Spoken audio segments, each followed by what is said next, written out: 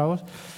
Y luego, pues, incrementar las actividades de información y decirle, no va a pasar nada, y yo refaría para que no pase absolutamente nada, pero hay que estar preparado por si pasa, y que la gente, pues igual que cuando viajamos en un avión, nos cuentan las instrucciones de emergencia, pues insistir en que la gente tiene que leerse, saber que puede dirigirse a donde tiene que hacerlo y estar al corriente.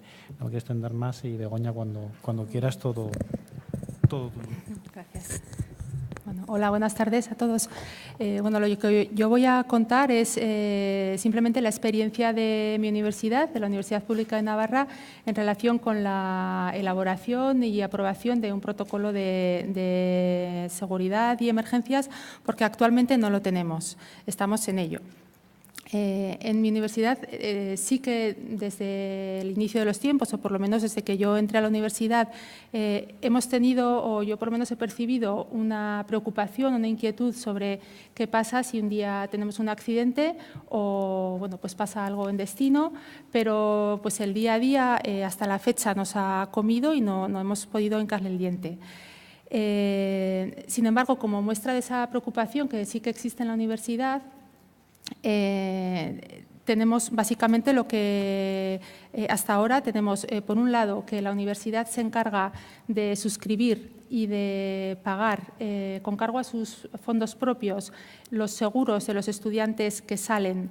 En el caso de movilidad tradicional vamos a entender movilidad de estudios, tanto europea como fuera de Europa. Es un seguro de, por supuestos de muerte e invalidez permanente. Esto es algo que se cuenta a los estudiantes en las reuniones informativas y que siempre da entre risa y miedo, pero es algo que efectivamente se hace para que si pues, pasa algo no nos veamos un poco desvalidos. Y luego tenemos un segundo seguro que es bastante más completo, además de los supuestos anteriores, incluye ya accidente, enfermedad, y este seguro, que también es bastante más caro, se suscribe solo para los estudiantes que van a determinados países cuando trabajamos en el marco de cooperación al desarrollo en determinados entornos. En ambos casos el seguro lo paga la universidad con cargo a sus propios fondos y es parte de la beca, se entiende que es parte de la beca que va a recibir el estudiante.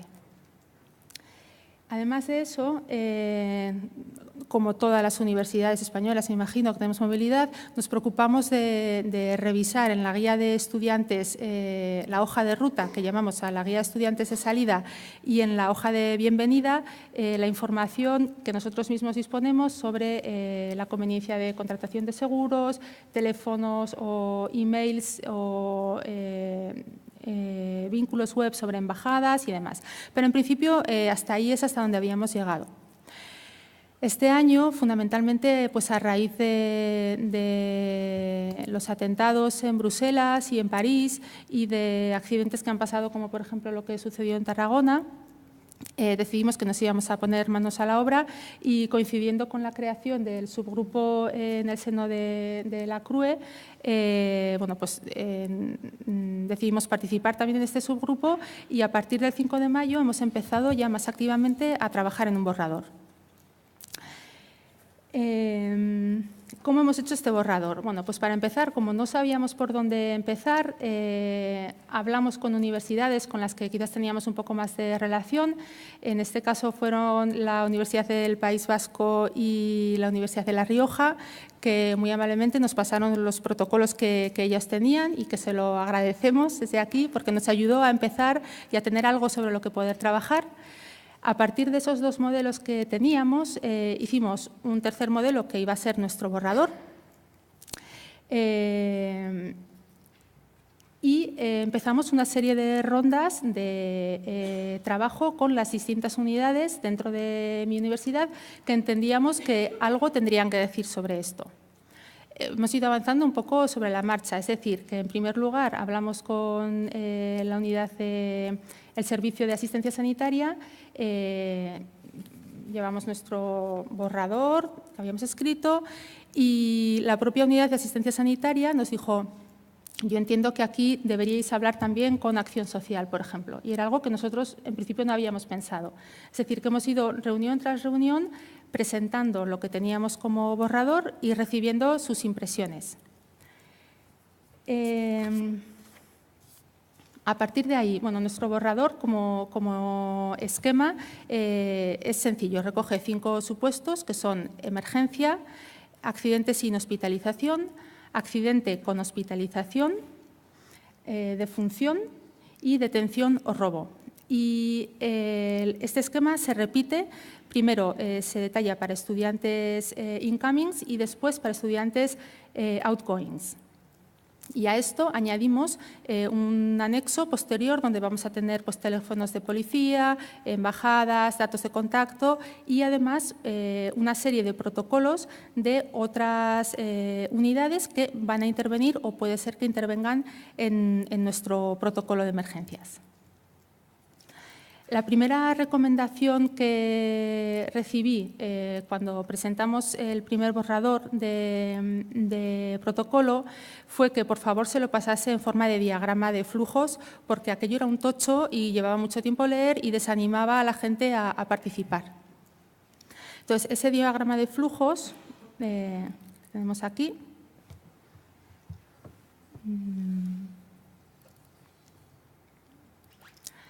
De los 5 supuestos que hemos visto, este sería el de accidente con hospitalización para incomings, ¿vale? No lo voy a ver en detalle porque estamos ya prácticamente en la hora, pero bueno, básicamente es describir cómo va a pasar la información desde quien la reciba a la oficina de internacionales, al centro, la facultad de escuela, cómo se comunica al vicerrectorado, cómo se recaba información, en principio en la ORI, sobre datos de seguros, datos del estudiante y demás.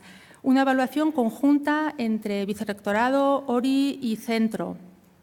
¿Qué vamos a hacer? ¿Por dónde vamos a empezar? A la vista de la situación. Estos puntos redondos rosas que veis identifican aquellos momentos en que salimos a otros protocolos que en principio ya existen previamente en nuestra universidad. El protocolo que exista en salud laboral, el protocolo que pueda existir en asistencia sanitaria, en comunicación. Y el redondo verde es cuando hay un protocolo pero es externo a la universidad, es decir, la policía, por ejemplo, en este supuesto. Bueno, vamos viendo las distintas cosas que pueden o no pasar para llegar finalmente a, si todo va bien, simplemente hacer un informe y archivar el tema. Y si no hay una alta médica después de la hospitalización, o bien el estudiante ha regresado a su país de origen para continuar un tratamiento en su país de origen, o bien pasaríamos a un protocolo por defunción. Esto se lee mucho más rápido que 2 hojas por los 2 lados llenos de texto, o por lo menos ayuda a afrontar esas 2 hojas con más rapidez. Ese fue el primer consejo que recibimos. A partir de ahí, bueno, pues los consejos que nos han ido dando las distintas universidades o sugerencias o recomendaciones han sido, primero, que definamos qué es emergencia, porque no porque luego vayamos a exigir responsabilidades porque algo estaba dentro o fuera del concepto de emergencia y entonces se hizo o no se hizo lo que había que hacer, sino porque al plantearnos qué pensamos que puede ser una emergencia, vamos a ver supuestos que igual de entrada si no se nos ocurren, ¿no? Pues emergencia puede ser tanto por la gravedad como porque sea masivo, como bueno, pues porque sea algo que llame mucho la atención a los medios de comunicación y van a entrar, bueno, pues por muchas cosas. Nos sugirieron también incorporar siempre una persona de referencia a lo largo de todo el proceso que siempre mantenga toda la información centralizada. Y esta persona debería estar identificada con nombre, apellido, correo de contacto e email. Fuera de esta persona, si hacemos envíos a distintas unidades, utilizar emails genéricos. Pues, por ejemplo, salud.laboral. Es una dirección que va a llegar a toda la unidad de salud laboral y con eso, dentro de salud laboral, saben que todo el mundo va a recibir la información. Importante también tener en cuenta la ley de protección de datos, porque sin el consentimiento del estudiante hay veces que aunque a nosotros lo que nos sale es avisar a la familia, no debemos hacerlo, porque quizás el estudiante no quiere que su familia lo sepa y es mayor de edad. Esto significa que el protocolo igual tiene que pasar por asesoría jurídica de nuestra universidad. Importante el apoyo que se dé tanto a la familia como al estudiante en su caso. La familia, hay veces que el hospital, por ejemplo, va a dar la información a la familia directamente. No nos la va a dar a nosotros, pero el hecho de que nosotros llamemos al hospital y nos interesemos y luego le digamos a la familia, hemos llamado al hospital y nos hemos interesado, a ellos les sirve para bajar el nivel de ansiedad, saber que hay alguien más además de ellos y saber que nosotros estamos aquí y que vamos a intentar ayudarles. Bueno, como recomendaciones, básicamente, en resumen, vamos a llegar hasta ahí.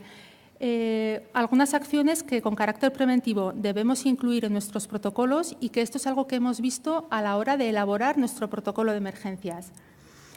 Que es importante tener identificada en cada universidad socia una persona que sea la persona a la que tengamos que escribir o llamar si algo pasa en relación con una emergencia. Es decir, así como tenemos un email de incoming o un email de outgoing, se puede hacer un email masivo a las universidades preguntando a ver si hay alguien que es a quien tenemos que escribir. Revisar la información que damos en las hojas de ruta a nuestros IN y a nuestros OUT. En este sentido, pues, por ejemplo, una vez elaborado nuestro borrador de protocolo y la hoja de ruta para los incomings, nosotros la hemos enviado a asistencia sanitaria de nuestra universidad, la ha visto y ha dicho, pues yo creo que está muy bien. Y realmente no ha cambiado nada, pero estamos más tranquilos porque sabemos que efectivamente estamos en el buen camino. Bueno, vamos. Revisar la información sobre seguros en el sentido de mirar nosotros cuáles son los seguros, todos los seguros que nos traen los estudiantes incomings y ver, antes de que nada suceda, en qué diferentes coberturas están teniendo cada uno de ellos. A partir de un primer análisis de las coberturas de los seguros de incomings, el año que viene vamos a poder empezar a hacer recomendaciones o quizás obligaciones, ya veremos, sobre qué seguro tienen que traer cuando vengan. Y igualmente a la inversa para nuestros estudiantes out, hacer desde la universidad un sondeo de 3 o 4 packs de seguros de los que habitualmente comercializan las aseguradoras para ver qué nivel de seguro vamos a requerir también a nuestros out. Algunas cuestiones que están encima de la mesa y que la universidad tendrá que decidir son, por ejemplo, en relación con los seguros de los estudiantes incomings, si la universidad, hasta ahora nosotros simplemente estamos pidiendo a los estudiantes que nos digan cuáles son sus seguros, pero ya está. Pero vamos a contratar nosotros un seguro como Universidad Pública de Navarra obligatorio, o sea, un seguro que vamos a pagar nosotros también para incomings, para supuestos accidentes en el campus. Hasta ahora mismo, por ejemplo, en principio pueden tenerlo o no tenerlo, pero desde luego la universidad hasta ahora no está entrando ahí. O vamos a obligar a los estudiantes incomings a que lo suscriban y lo paguen. Son cosas que habrá que decidir. Por ejemplo, hablando de teléfonos de emergencias, que se nos ha pedido hace poco desde CRUE y SEPIE, nosotros hemos dado un número móvil, un número personal móvil de emergencias, pero que demos un número personal móvil de una persona significa que esa persona tiene que estar 24 horas atenta a ese móvil, si es su móvil personal, tendrá que dormir. Quiero decir, pues hay cosas que realmente hay que saber si podemos dar realmente ese número o no lo podemos dar, o si lo damos en qué condiciones. Son cosas que se ponen sobre la mesa cuando vamos trabajando en el borrador. Y luego, finalmente, como conclusiones, a la hora de elaborar el borrador, lo que hemos visto es que nos falta conocimiento y coordinación interna sobre qué están haciendo las demás unidades en nuestra universidad. Por ejemplo, la Unidad de Acción Social puede dar un servicio de soporte a través del voluntariado que coordina Acción Social en nuestra universidad en un caso determinado. Un caso determinado puede ser una emergencia, pero lo va a dar siempre, lo va a dar hasta qué punto, lo va a dar también con estudiantes extranjeros, lo va a dar, pues todo eso habría que hablarlo. Por ejemplo, el servicio de comunicación dentro del cual está protocolo conoce hasta cierto punto qué es lo que hace protocolo en supuestos de decesos de personal de la UPNA, pero no nos hemos planteado hasta ahora qué pasa si la persona que fallece es un estudiante incoming. La universidad va a hacer una esquela, no va a hacer una esquela. Si habitualmente se hace un funeral, se va a hacer. Si no se va a hacer, se va a avisar, se va a mandar una nota a la familia, no se va a mandar. Son cosas que cuando hemos ido unidad por unidad salen y surgen las dudas. Y finalmente, bueno, por supuesto, nos falta el conocimiento sobre los protocolos no ya de las unidades internas, sino de unidades externas, como son embajada, la policía, los hospitales. ¿Están coordinados entre ellos? ¿No lo están? Ahora mismo, si nos pasara algo, iríamos sobre la marcha porque no sabemos realmente cómo funcionan.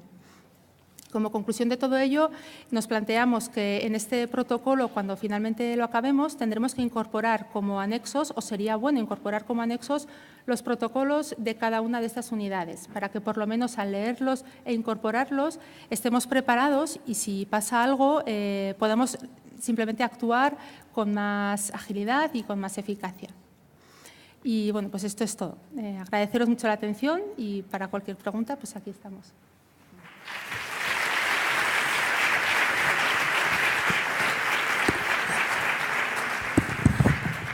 ¿Alguna pregunta? Allí, en el País Vasco, allí.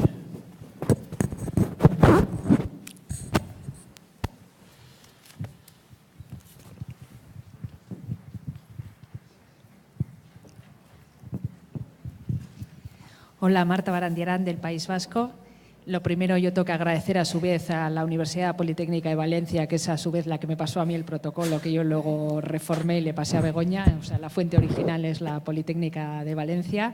Y luego, más que una pregunta, un comentario, porque no está incluido en mi protocolo, pero lo he utilizado muchísimo.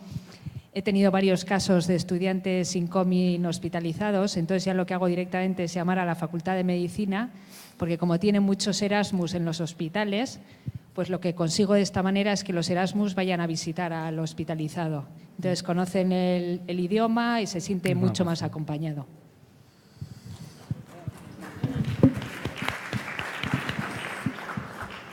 ¿Alguna intervención más? ¿Algún comentario más?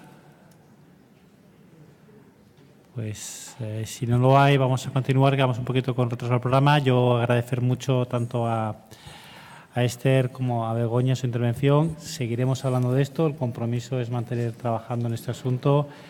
Nos queda mucho por recorrer, que es lo bueno, pero también es lo malo. Y estamos juntos en esto y hablaremos pronto de este tema. Muchísimas gracias a las dos.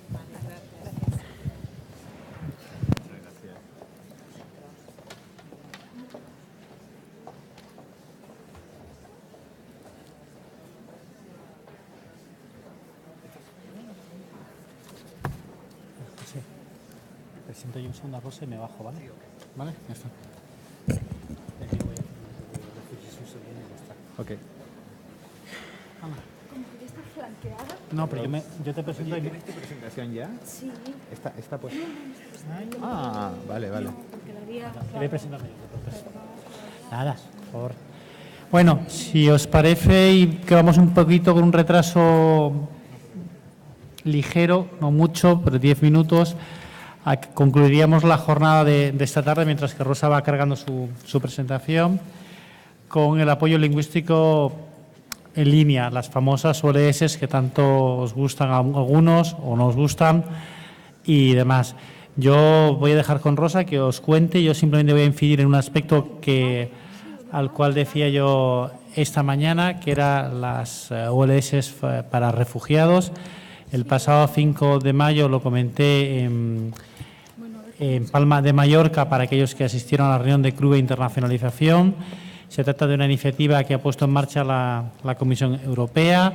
Se trata de facilitar la integración de los refugiados que estén en nuestro país, hacerle más fácil su integración, aprovechando la experiencia de la plataforma de apoyo lingüístico en línea para otras lenguas extranjeras. En este caso sería con su integración para que puedan utilizar y aprender bien el castellano, que es una clave para una correcta integración. La Comisión Europea solicitó países voluntarios para estos. Hemos contestado favorablemente 11 agencias nacionales, entre ellas la española, que queremos utilizar esta herramienta. La Comisión va a destinar, que me corrija Rosa, que lo sabe mejor que yo, cerca de 4 millones de euros en 3 años para financiar este tipo de acciones. El plazo de presentación de solicitudes para aquellos que no los hayáis hecho se ha ampliado a 30 de junio. Y respondiendo a una pregunta que ayer se me planteaba por parte de una universidad en cuanto a la localización de los eventuales beneficiarios de extracción, es decir, los refugiados o solicitantes de protección internacional, llevamos trabajando con la Secretaría General de Inmigración e Inmigración del Ministerio de Empleo, que es la competente, con la identificación de aquellos solicitantes de asilo o que tienen ya el estatuto concedido de refugiado en España para casar vuestra intención como eventuales peticionarios con los que tengamos, con la distribución territorial correspondiente, la localización geográfica, para hacer más fácil esto. Por lo cual, si habéis tenido algún impedimento o alguna duda en cuanto a solicitarlo, porque no sabíais de cuántos solicitantes estábamos hablando, de eso no os preocupéis, que nosotros tenemos la información actualizada y con un reparto territorial correspondiente. Y yo creo que es una iniciativa que merece la pena, que está sufragada al 100% por la Comisión Europea y es aprovechar lo que está funcionando, que son las OLS. No hay que hacer enmienda al convenio de subvención ni nada que se le precie, o sea, facilidades todas las que queráis, y yo creo que merece la pena hacerlo. Dicho lo cual, Rosa os va a contar muchas cosas, entre ellas estas, con más detalle, mejor que yo, y cuando quieras, Rosa, todo tuyo. No, yo ya me voy, que ya lo has contado todo, Pablo. Bueno, pues vamos a hacer primero, voy a dividir mi presentación en tres partes. Por una parte os voy a dar unos datos sobre la convocatoria de 2015 en las licencias de OLS referidas a movilidad. A continuación hablaré de las novedades más importantes que han tenido lugar en la convocatoria 2016 y, por último, como comentaba Pablo, haré un pequeño resumen de la denominada iniciativa OLS para refugiados, que las universidades en concreto ya conocen, pero que el resto de beneficiarios no. En cuanto a los datos de la convocatoria 2015, primero, con carácter general, en todas las convocatorias de todas las acciones hasta marzo de 2016 en toda Europa se han utilizado más de 732.000 licencias de evaluación y más de 152.000 licencias de cursos. En España, si juntamos todas las convocatorias desde que se puso en marcha la plataforma, que recordáis que fue en octubre de 2014, centrándonos en educación superior, en la acción de K103 y hasta el día de ayer, que extraí los datos, la utilización de la plataforma ha sido de 45, utilización real, digamos, 44.726 licencias de evaluación y 20.942 licencias de cursos. Una conclusión que ya se puede extraer de estos datos es que el número de cursos activados es siempre inferior al número de licencias de evaluación utilizadas. Y eso vamos a ver que posteriormente hay alguna acción que ha tomado la Comisión con respecto a esto. Bien, una de las cuestiones que se plantea en ocasiones es ver cómo se puede ver la utilización real que tiene la plataforma, y se ha realizado una estadística que os puede resultar interesante de ver, que es obtener la ratio entre el número de movilidades previstas en una determinada convocatoria y el número de licencias utilizadas efectivamente. Y en este caso se entiende por número de licencias utilizadas efectivamente el acceso a la primera evaluación que tienen que realizar los participantes. Para hacer esta proyección de 2015, el gráfico muestra los datos tomando, es una proyección de 2015, pero tomando datos estadísticos de la Mobility Tool de la convocatoria de 2014. Entonces, en la convocatoria de 2015 se han adjudicado 290.591 licencias en total.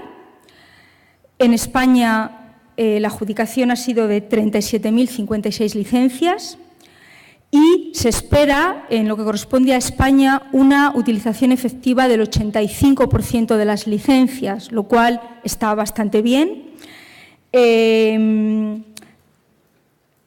Lo que nos coloca, como podéis ver en el gráfico, en tercer lugar de utilización de licencias entre todas las agencias nacionales y en primer lugar de las agencias más grandes, digamos, si comparáis, por ejemplo, con Francia o con Alemania. Estos datos están bastante bien, como decía, si los comparamos sobre todo después de la primera convocatoria de 2014, que fue una convocatoria un poco atípica en el sentido de que la plataforma empezó a utilizarse cuando ya la mayor parte de las movilidades habían comenzado, con lo cual no se pudieron utilizar esas licencias y, por otra parte, como algunos de vosotros conocéis porque lo habéis sufrido, hubo bastantes problemas de tipo técnico, digamos, que no contribuyeron al éxito de la plataforma. Todas estas incidencias, sobre todo de tipo técnico, es verdad que se han ido solucionando, aunque todavía hay problemas, no es en absoluto el nivel de gravedad, digamos, que tenían en la convocatoria de 2014.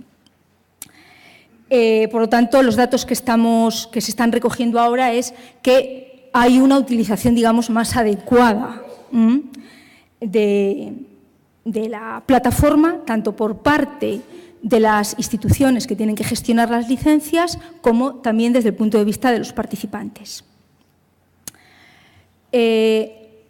Centrándonos en España y en la acción de K103, entre julio de 2015, cuando empezó la convocatoria de 2015, y marzo de 2016, los datos que tenemos es de 31.226 licencias de evaluación utilizadas y 12.824 de cursos.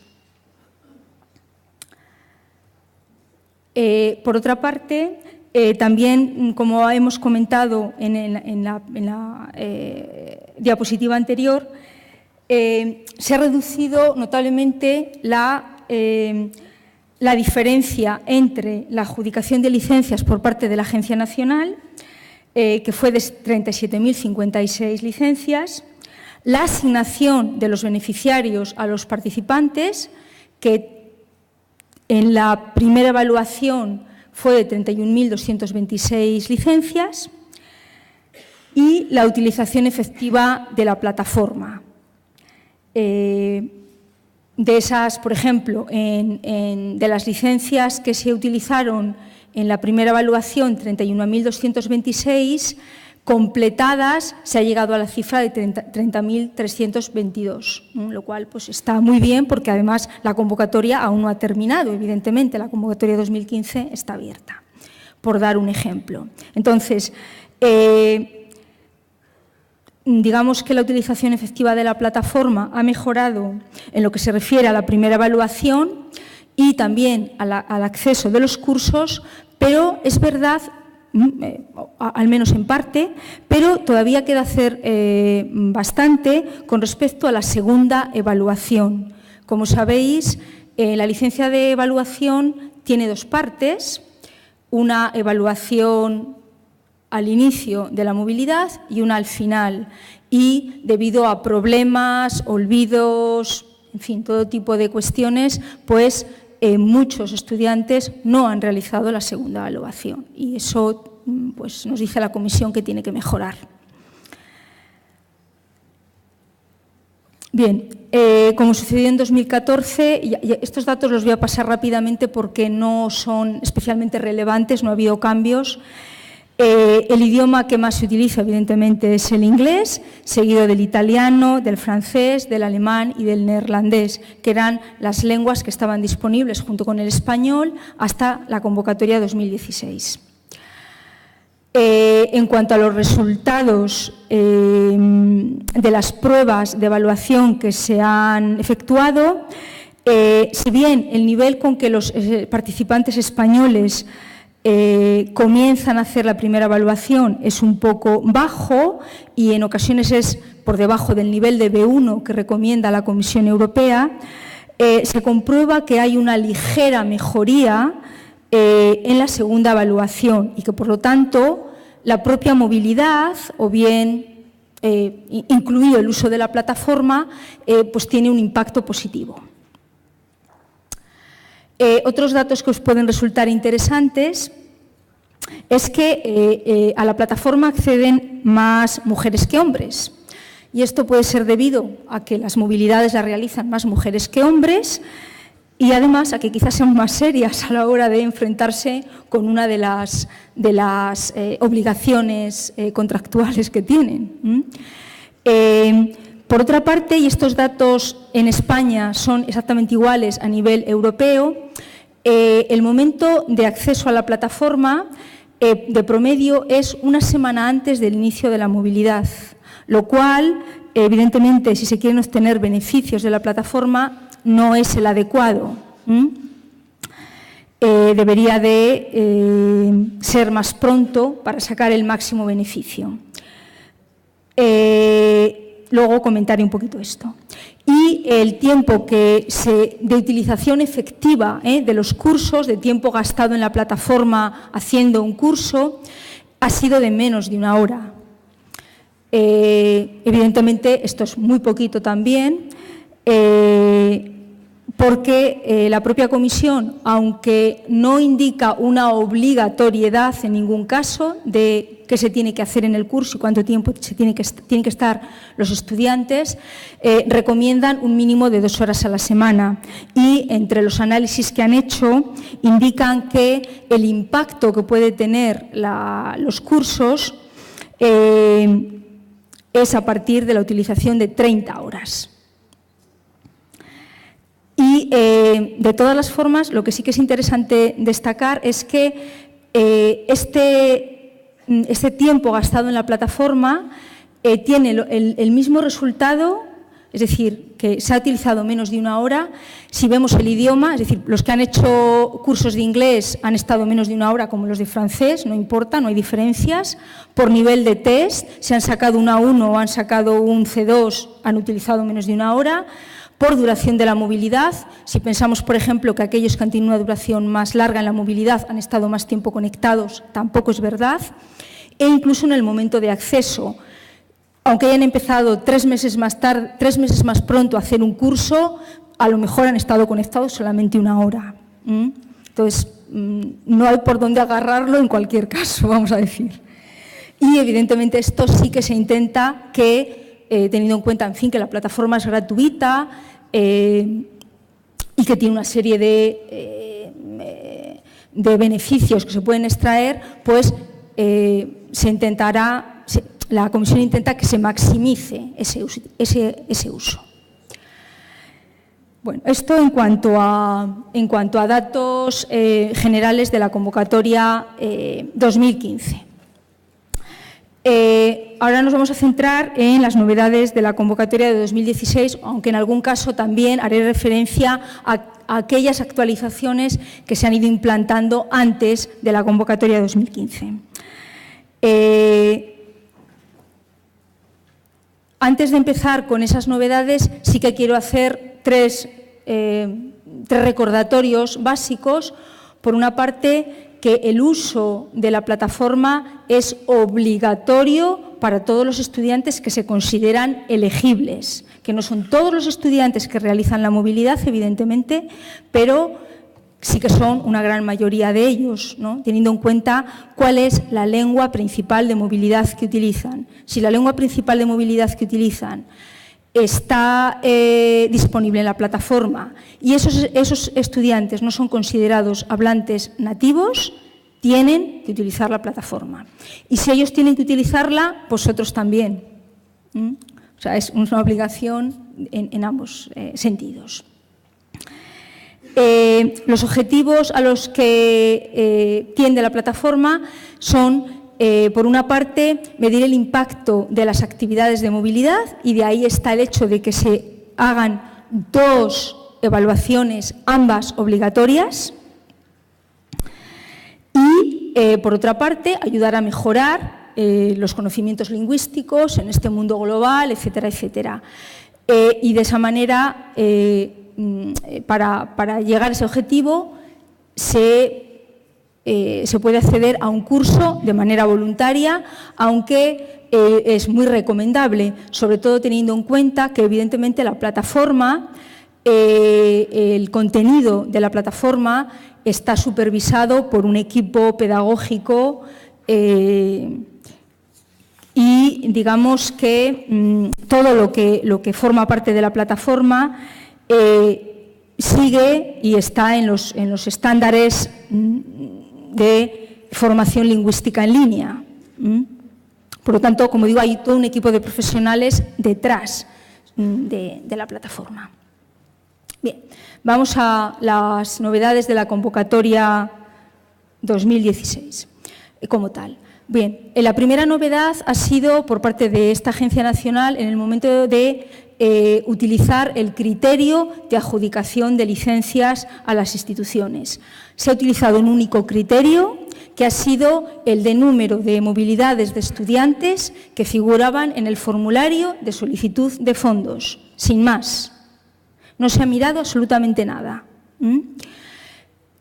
Como os hemos comentado en las comunicaciones que os hemos enviado, esto no presupone que todas las movilidades que reciben licencias estén financiadas necesariamente. Por lo tanto, tendréis que esperar a la resolución de licencias, a la resolución de la subvención de los fondos, para saber si las movilidades están o no subvencionadas.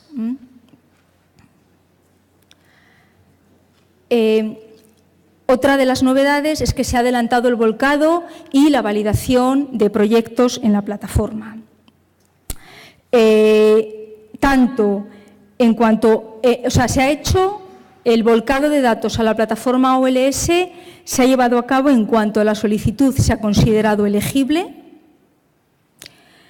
sin necesidad de vincularla a un presupuesto, por lo tanto, por eso os decía que no importa que las movilidades estén o no subvencionadas, y bastante antes de firmar el convenio de subvención. Con ello, lo que se pretendía era que las licencias estuvieran disponibles desde el inicio del periodo de elegibilidad de la convocatoria 2016 y, de hecho, pues prácticamente al 1 de junio de 2016 las licencias estaban disponibles, más o menos. De tal manera que si hay estudiantes que tenían que comenzar su movilidad en el mes de junio, por ejemplo, dentro de la convocatoria de 2016 ya lo tuvieran. El año que viene pues intentaremos hacerlo incluso un poquito antes. Y, por otra parte, también, justamente para que el beneficio que obtengan los estudiantes sea el mayor posible, se intenta también que se adelante la invitación a los participantes, para que no se haga en esa semana anterior al inicio de la movilidad, como ha salido de media. Y la Comisión Europea hace dos recomendaciones. Que el acceso a la evaluación, es decir, que se les haga llegar la licencia de evaluación, si es posible, y no siempre es posible, 2 o 3 meses antes del inicio de la movilidad. Claro, esto tenéis que tener en cuenta que las licencias se tienen que entregar a aquellos estudiantes cuya selección se considera final. No se les puede dar a cualquiera que supuestamente una lista previa tiene que ser una selección final. Por otra parte, para que se beneficien del curso lo antes posible, se puso en marcha ya en la convocatoria 2015 la asignación automática del curso cuando los resultados de la evaluación eran entre A1 y B1, mientras que, como sabéis, tenéis que enviar manualmente la invitación para los cursos a aquellos estudiantes entre B2 y C2. Una manera de agilizar o de intentar agilizar esa asignación de las licencias de curso es que en vuestro perfil de OLS tiquéis una casilla para que, en cuanto estén los resultados disponibles, lo sepáis. Esa es una posibilidad. De todas las formas, una de las cuestiones que a veces nos ha llegado a nuestro correo electrónico es el hecho de si los cursos se consideraban o no obligatorios por esa asignación automática que se hacen. Y no, los cursos siguen siendo opcionales, ¿de acuerdo? Pero, por lo tanto, si los estudiantes han acordado con vosotros que no van a realizar el curso por las razones que sea, pues sencillamente no tienen que prestar atención a esa notificación automática de la plataforma para que comiencen el curso. Pero si han acordado con vosotros que lo hagan, pues cuanto antes se les dé acceso, mucho mejor, más tiempo podrán tener, etcétera, etcétera. Bien. Otra de las novedades es que se ha incrementado el número de lenguas disponibles. Estaban disponibles 6 y ahora se ha incrementado hasta 12, con distintas características. De hecho, de todas las lenguas que se han incorporado ahora, solo el portugués tiene cursos de lenguas disponibles en más de un nivel, entre A1 y B2, mientras que el checo, el danés, el griego, el polaco y el sueco solamente tienen un nivel de A1. Con posterioridad se van a ir aumentando los niveles. En este punto sí que quiero llamaros también la atención de otra cuestión que a veces se ha confundido. Como se estaba comentando antes, cuando se decía qué lengua tienen que utilizar para hacer su evaluación, siempre es la lengua principal o aquella que se considera como lengua principal de movilidad, aquella en que realizan sus actividades normalmente. Tienen que evaluarse de esta lengua tanto al inicio como al final. Otra cosa es que aquellos estudiantes que han tenido un resultado superior de B2 o superior puedan tener acceso a cursos en el idioma del país de acogida exclusivamente, no a cualquiera de las lenguas disponibles en la plataforma, sino a aquella del país de acogida si está disponible en la plataforma. Por lo tanto, por ejemplo, un estudiante que vaya a Francia, que realice sus actividades de movilidad en inglés, porque está en una empresa, por ejemplo, inglesa, pues podrá tener acceso a cursos de francés si en el test inicial tiene un resultado de B2 o más. Si no, no tiene acceso a otro idioma. Y en cualquier caso, si tiene un resultado de B2, solo podrá tener acceso a francés, no a checo. Solamente al idioma del país de acogida. Entonces, aquí sí que ha habido algunas veces un poco de confusión. Bien. De manera más rápida doy una lista de otras mejoras técnicas que pueden tener un impacto para vosotros, para los beneficiarios. Desde modificaciones ligeras en la interfaz, en la denominación de las pestañas, de cada una de las actividades que se pueden realizar.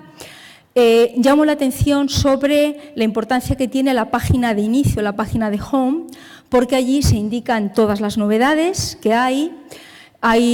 Todos los documentos de tipo técnico están disponibles en inglés en esa página de inicio, aunque también nosotros traducimos esos documentos y los tenéis disponibles en español en nuestra página web.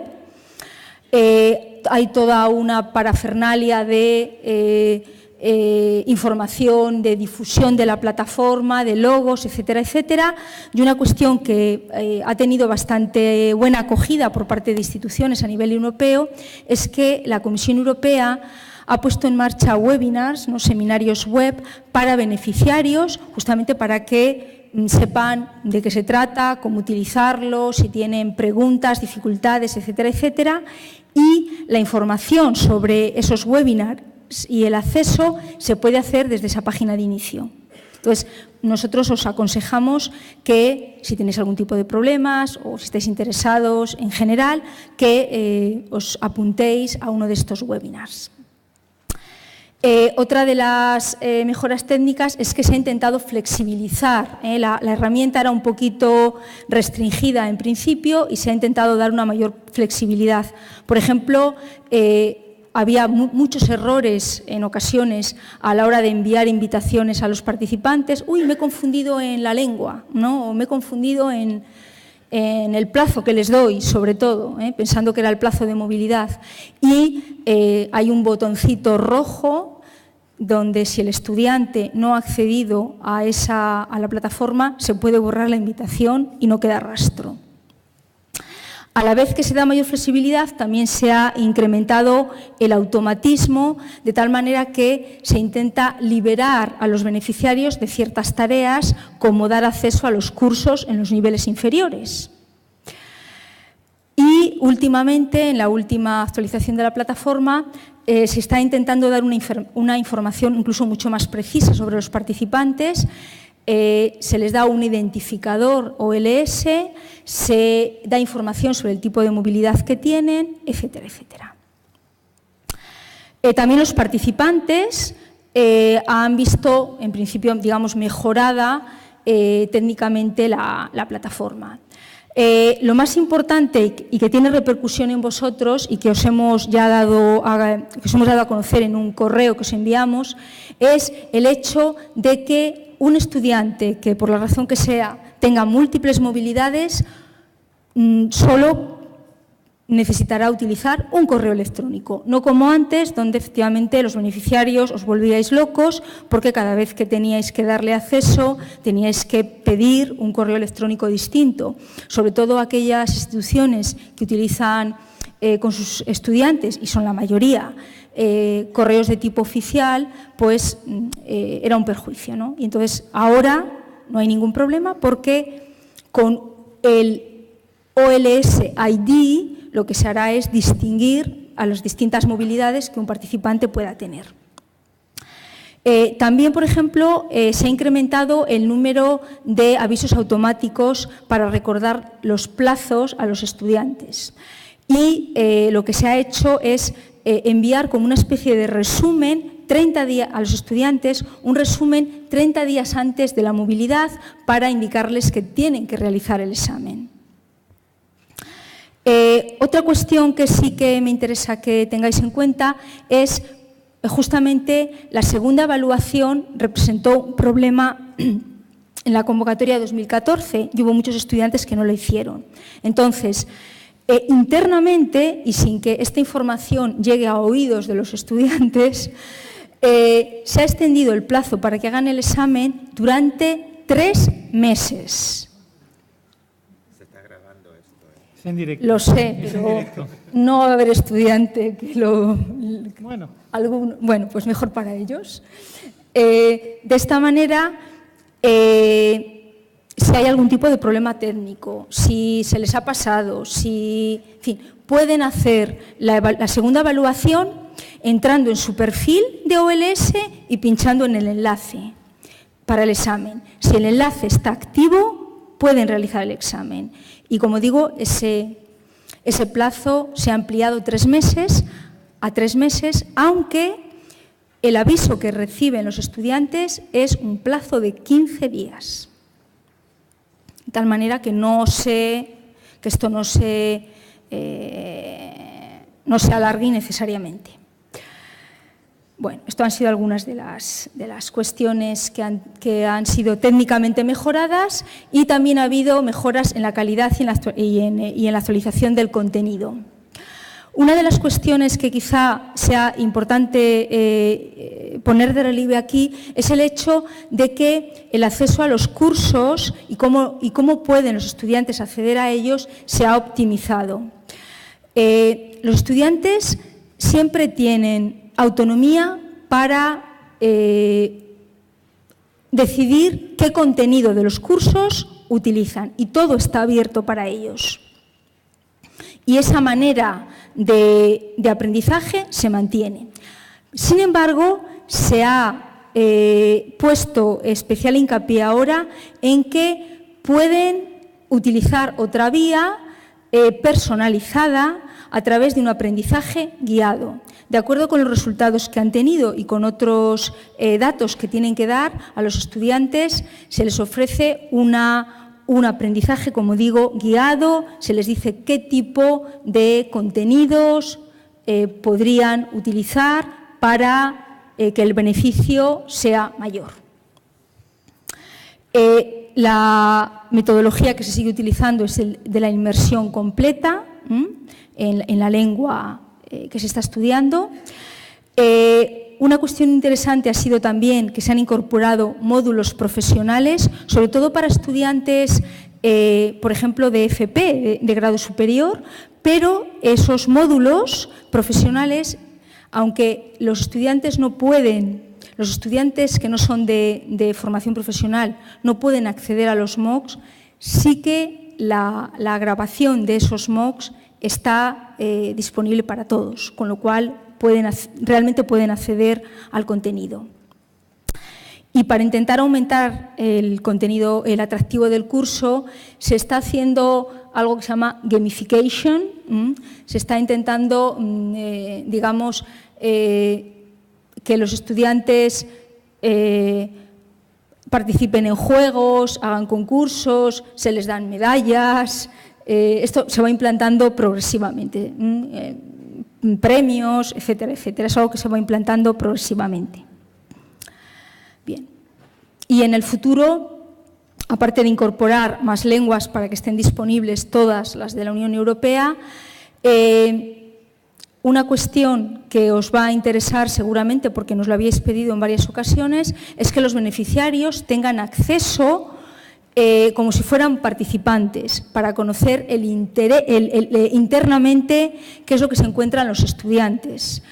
Esto hasta ahora nosotros tampoco lo teníamos, las agencias nacionales, y a partir de ahora sí que vamos a disponer de ello, y dentro de no mucho tiempo, como digo, los beneficiarios también podrán entrar en modo demostración o test a los módulos de curso y de evaluación de los estudiantes. Se va a intentar mejorar la gestión de los llamados alias de los beneficiarios, que también ha dado algunos problemas. Y otra cuestión que se está estudiando para el futuro es que el plazo en que el curso esté abierto vaya más allá de la movilidad de los estudiantes, del periodo de movilidad de los estudiantes, y que puedan tener acceso al curso el máximo posible, que son 13 meses. Entonces, en el futuro es posible que, es posible, se pondrá en marcha esta mejora. Bueno, y para acabar, voy a dar algunas ideas sobre esta iniciativa de OLS para refugiados. Como decía, a las universidades tienen ya idea de esta iniciativa, porque se les ha pedido que participen en ella, pero queremos darla a conocer a todos. Y además, bueno, no hay muchas novedades que podamos aportar ahora, pero sí que hay dos cosas que os queremos decir a las universidades para tener en cuenta. Bien, esta iniciativa de la Comisión Europea tiene como objetivo apoyar a los países miembros de la Unión Europea en sus esfuerzos por integrar a los emigrantes fruto de la actual crisis de refugiados en los respectivos sistemas de educación y formación. Entonces, para ello, lo que se ha hecho es que lo que se va a intentar es que en los próximos 3 años, a partir de julio de 2016, que esperemos que se ponga en marcha como tal la iniciativa, se dé cabida a unos 100.000 refugiados que utilicen licencias de OLS, tomando fondos de una nueva acción de K3, de políticas, de unos 4 millones de euros. Para participar, bien, en primer lugar hay que tener en cuenta que la participación es voluntaria, tanto para las agencias nacionales como para las instituciones. Los últimos datos de que dispongo son de 18 agencias nacionales que participan, entre ellas la española, y Para la convocatoria de 2016 y en España, como estaba comentando, se ha solicitado la colaboración de un número determinado de beneficiarios. Y esto es debido fundamentalmente al hecho de que la Agencia Nacional no tiene capacidad para gestionar mucho más allá. Entonces, al menos en este año 2016, se ha hecho un llamamiento a las universidades exclusivamente. En este caso utilizo el término universidades en su sentido estricto. A las universidades que tienen licencias de OLS adjudicadas en sus proyectos de K103. Se les ha pedido que rellenen un formulario de solicitud de licencias, que nos hagan llegar, digamos, su previsión de licencias. En principio, el plazo finalizaba el día 10 de este mes, pero la Comisión Europea nos ha hecho llegar una nota en la que se amplía el plazo hasta el día 30 de junio. Por lo tanto, con parte de lo que voy a comentar ahora, aquellas universidades que estén interesadas ya y que nos hayan hecho llegar sus datos, aquellas que no sabían si estaban interesadas o no porque no saben cómo cuantificar las licencias a pedir, o aquellas que en un principio quizá no estaban interesadas o tenían sus dudas, pues nos pueden hacer llegar pueden revisar o enviarnos de nuevo la información hasta el 30 de junio o un poquito antes. Un poquito antes, sí. Bueno, os lo diremos en concreto. Lo único que haremos es enviaros un correo electrónico, una vez que se haya recibido todo y se haya pasado los datos a la Comisión Europea y que ésta nos responda, os notificaremos por correo electrónico informando de la concesión de licencias. Es lo único que vamos a hacer, puesto que, como ha comentado Pablo antes, no es necesario firmar un convenio adicional, no vamos a tener que emitir una enmienda, no vais a tener que hacer nada más que responder a una simple pregunta en el informe final de K103 diciendo de las licencias que se os han concedido, ¿cuántas habéis utilizado? Punto. Porque de lo que se trata es de facilitar y no de burocratizar esta cuestión. De hecho, la gestión de las licencias va a ser muy similar a la que ya conocéis todos para las licencias de movilidad. Vosotros podréis entrar en la plataforma y lo único que aparecerá es que aquellas instituciones que participen tendrán una pestaña separada en la que estarán contenidas esas licencias de refugiados.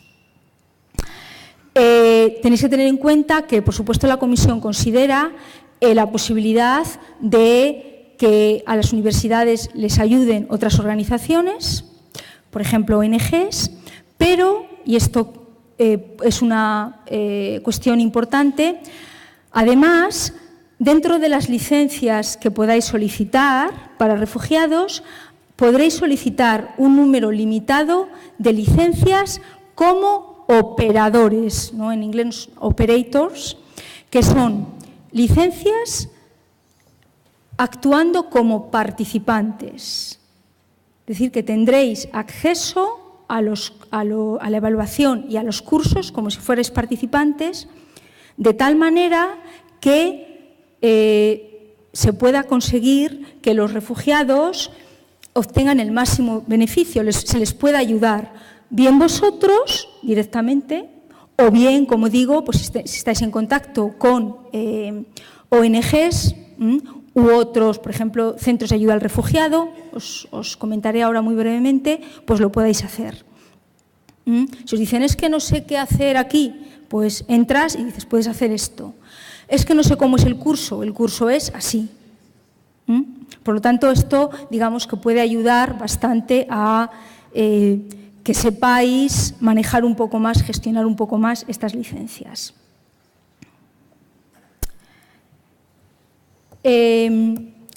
Para los participantes, eso sí, las licencias para refugiados se distribuirán únicamente entre refugiados de acuerdo con la normativa europea. Esas licencias comprenden una evaluación inicial obligatoria, porque es la manera de entrar en la plataforma. Habrá una visita guiada a la plataforma más un curso, y en el curso habrá foros, sesiones de tutorización e incluso 6 MOOCs específicos para refugiados, y la evaluación final, pero en el caso de los refugiados esta evaluación no será obligatoria, como sí sucede con los participantes en movilidad. De todos los idiomas que están disponibles en la plataforma, evidentemente, para refugiados que están en España, el idioma que tenéis que dar es el español, excepto en excepciones muy limitadas. Si sucede que el refugiado es, por la razón que sea, hablante nativo de español o es considerado bilingüe, pues podría dársele acceso a otra lengua dentro de la plataforma, pero solamente en situaciones excepcionales. Lo que necesitan los refugiados es tener una dirección de correo electrónico y tener acceso a Internet. Esto, por ejemplo, puede ser posible si estáis en contacto con ONGs o con los centros de ayuda al refugiado que disponen de plazas con acceso a Internet. O si vosotros consideráis que, por ejemplo, en vuestra universidad podéis traer a los refugiados y dejarles disponibles una sala en ciertas ocasiones con Internet, pues también es posible. Y una cuestión que también es importante resaltar es que, evidentemente, la plataforma es de uso gratuito para todos ellos. No se les puede cobrar o, en fin, por utilizar la plataforma, evidentemente. Bien, una vez que nos remitáis las solicitudes a través del SEPIE, la comisión adjudicará esas licencias de acuerdo con lo que se haya recibido de todas las agencias nacionales participantes y de acuerdo con el presupuesto de que se disponga. Y nosotros, como digo, os haremos llegar también una notificación que sería como un convenio. Otra información es que se pondrá al día la guía de beneficiarios para incluir esta iniciativa y se está preparando material de difusión para los refugiados interesados. Además de los idiomas disponibles en la plataforma, se está preparando información en turco y en árabe. Otra de las posibilidades que se está barajando es el hecho de crear una especie de mapa de beneficiarios que se dará a conocer de todas aquellas instituciones que participen para que los posibles interesados puedan saber qué instituciones participan. Esto os lo haremos también llegar en su momento. Hace unos días hemos estado en contacto con la Secretaría General de Migración e Inmigración, que nos ha hecho llegar hace pocos días los datos de los centros de ayuda al refugiado y otras ONG que están acogiendo refugiados en toda España. No hemos tenido tiempo de mirarlo en detenimiento y, por lo tanto, no os vamos a dar esta información ahora mismo, pero que sepáis que de lo que se trata, en este caso, como ha dicho Pablo, es de casar, de que los datos que nos han hecho llegar los centros de ayuda al refugiado, ONGs y las universidades interesadas, se puedan casar esos datos de tal manera que todos los refugiados que estén interesados tengan una licencia disponible. Y para ello os haremos llegar la información lo más pronto posible. Entonces, eso es algo que, como digo, de aquí al 30 de junio o un poquito antes, vamos a intentar haceros llegar y que nos respondáis para que podamos enviar esa comunicación a la comisión de las licencias que estéis interesados. Y por último, recordad en general para OLS que existe un correo electrónico puesto a vuestra disposición específicamente para ello, que en nuestra página web existe toda la información a través, por ejemplo, de preguntas y respuestas, tanto de las licencias para movilidad como para refugiados específicamente, están disponibles en nuestra página web en una parte de contenido específico de OLS que se va actualizando a medida que nos llega también la información. Y bueno, recuerdo cuál es la página web de la plataforma. Muchas gracias.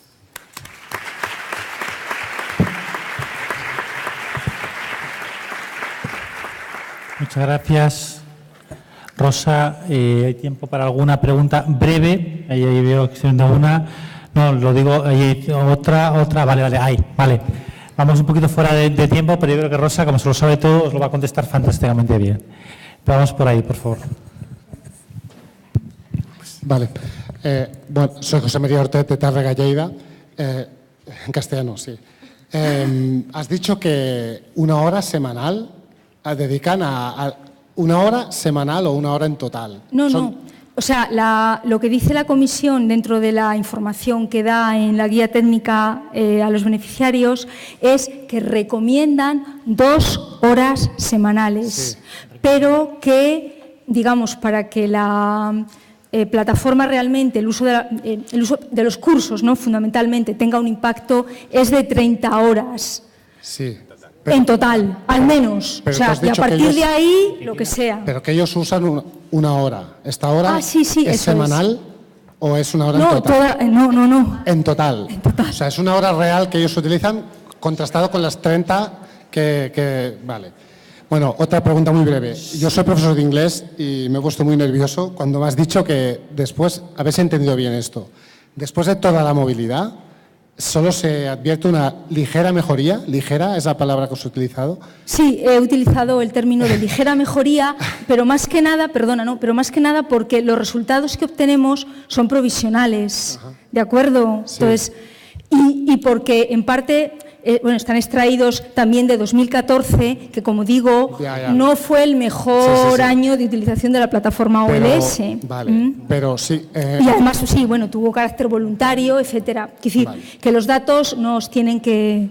supongo que depende también del nivel de partida, con el que se parte, no es lo mismo efectivamente. Que salgas de un A2 o de un B1 que salgas un C1. Sí, supongo de hecho, sí que se ha visto que aquellos estudiantes que habían utilizado más tiempo la plataforma y que habían empezado con un nivel más bajo, habían hecho un salto de 2 niveles. Vale. ¿De acuerdo? O sea sí. que ya no es tan ligera la efectivamente, mejoría en este caso.